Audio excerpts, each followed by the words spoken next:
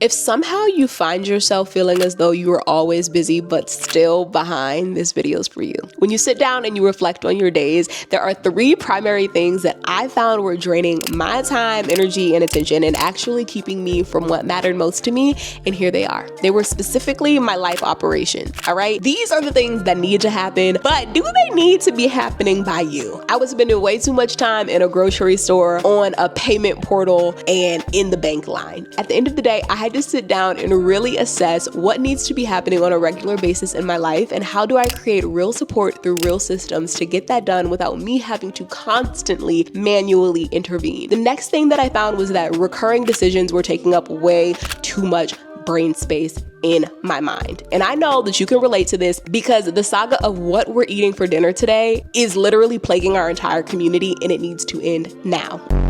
I always know what I'm eating, I know what I'm wearing, I know where I'm moving and what exercise I have going on, and if it was not on my calendar in advance, it probably is not going to happen unless we have space for margin. And the last thing that is taking up way too much space on your calendar and in your brain are obligations, baby. And when I say obligations, I mean perceived priorities. These are the things that do not belong to you, but somehow you have picked them up because you want to save the world. You cannot.